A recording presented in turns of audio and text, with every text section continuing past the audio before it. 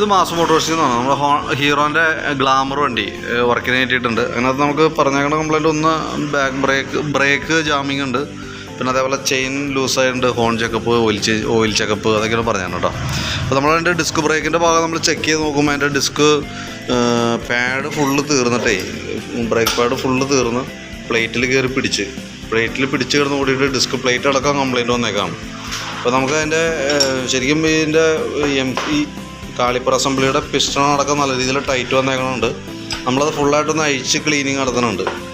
തന്നെയല്ല ഇത്രയും ടൈറ്റ് നിൽക്കുന്ന സ്ഥിതിക്ക് അതിൻ്റെ എം സി യൂണിറ്റ് നമ്മൾ ചെക്ക് ചെയ്യുന്ന സമയത്ത് അതിൻ്റെ റിപ്പയർ കിറ്റ് ചെറിയൊരു ടൈറ്റ് പോലെ കാണിക്കുന്നുണ്ട് ഡിസ്ക് ബ്രേക്കിൻ്റെ ആ ലിവർ വന്ന ഭാഗത്ത്. അപ്പോൾ അതും കൂടി നമ്മൾ ഫുള്ളായിട്ട് അഴിച്ചിട്ടുണ്ട്. അപ്പോൾ അതിൻ്റെ ഉള്ളിൽ വന്ന റിപ്പയർ എന്ന് പറയുന്നത് ഇതാണ്. അതൊരു പ്രാവശ്യം നമുക്ക് ഉപയോഗിക്കാൻ പറ്റുള്ളൂ. ഇത് നോക്കുമ്പോൾ വലിയ കുഴപ്പം കാണില്ല. അപ്പോൾ നമ്മളിത് മാത്രമായിട്ടൊന്ന് മാറ്റിയിട്ട് ഫുൾ ക്ലീൻ ചെയ്തിട്ട്, സാധാരണ രീതിയിൽ കംപ്ലൈൻറ്റ് വരുമ്പോൾ ഈ യൂണിറ്റ് പാടിയാണ് നമുക്ക് മാറ്റേണ്ടി വരാറ്. അപ്പോൾ ഇത് മാത്രം ഒന്ന് മാറ്റിയിട്ട് ബാക്കിയത്തെ നമുക്ക് ഈ കാളിപ്പർ അസംബ്ലി ഫുള്ള് ക്ലീൻ ചെയ്ത് നമുക്ക് അതിൻ്റെ പിസ്റ്റൺ സീലൊക്കെ മാറ്റിയിട്ട് ബ്രേക്ക് പാഡ് മാറ്റി റീസെറ്റ് ചെയ്യാം. അതേപോലെ തന്നെ ഈ പ്ലേറ്റ് നമുക്ക് മാറ്റിയിട്ടുണ്ട്. കാരണം പ്ലേറ്റ് ശരിക്കും പറഞ്ഞാൽ 3.5 mm ഉണ്ട്, 3.5 mm ആണ് ശരിക്കും എൻ്റെ അളവ്. പക്ഷേ എന്ന് പറഞ്ഞാൽ ഇത് ശരിക്കും തേമാനം വന്നു വിട്ടത്. ഇപ്പോൾ ഇന്ന് പ്രസ് ചെയ്ത് പിടിക്കുമ്പോൾ ഇവിടെ കിടന്ന ഷെയ്ക്ക് പ്ലേറ്റ് ഒരു ബെൻഡിങ് പോലെ കാണിക്കുന്നുണ്ട്.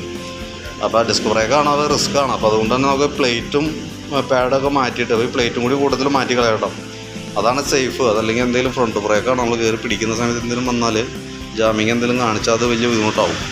പിന്നെ അതേപോലെ തന്നെ നമ്മളതിൻ്റെ ഓയിൽ ചെക്ക് ചെയ്ത് നോക്കുമ്പോൾ ഓയിൽ ലെവൽ കാണുന്നില്ല. അത് അഴിച്ചു നോക്കി പാകക്കൂടി എഞ്ചിനിൽ എത്ര ഓയിലുള്ളൂ. ഏകദേശം നമുക്കൊരു 200 മില്ലി 150 മില്ലി 200 മില്ലി കഷ്ടിയുള്ളൂ.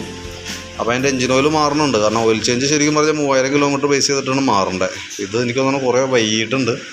നമ്മൾ ഓയിൽ ഇപ്പോൾ ഒഴിച്ചിട്ട് വണ്ടി സ്റ്റാർട്ട് ചെയ്യുന്ന സമയത്ത് മിക്കവാറും പുക വരാൻ സാധ്യതയുണ്ട്. കാരണം ഓയിൽ ലെവൽ കുറവുള്ളതുകൊണ്ട് സിലിണ്ടർ പിസ്റ്റണൊക്കെ സ്ക്രാച്ച് വരാനുള്ള സാധ്യത വളരെ കൂടുതലാണ്.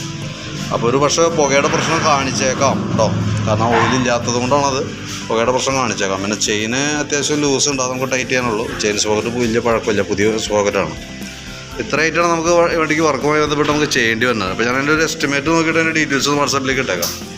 അതായത് നമുക്ക് ഡിസ്ക് ബ്രേക്കിൻ്റെ MC റിപ്പയർ കിറ്റ് വരും, അതേപോലെ തന്നെ ബ്രേക്ക് പാഡ് വരും, അതിൻ്റെ പിസ്റ്റണിൻ്റെ സീല് വരും, അതേപോലെ ഈ പ്ലേറ്റ് വരും, എഞ്ചിൻ ഓയിൽ, പിന്നെ നമുക്ക് സർവീസ് ചാർജ്, അതെല്ലാം ബ്രേക്ക് ഫ്ലൂയിഡ്, അതിൽ സർവീസ് ചാർജ് ഒക്കെയാണ് പിന്നെ വന്നത് കേട്ടോ. അപ്പോൾ നോക്കിയിട്ട് അതിൻ്റെ ഡീറ്റെയിൽസ് വാട്സാപ്പിലേക്ക് ഇട്ടേക്കാം. നോക്കിയിട്ടൊന്ന് റിപ്ലൈ ഇട്ടാൽ മതി. ഓക്കെ.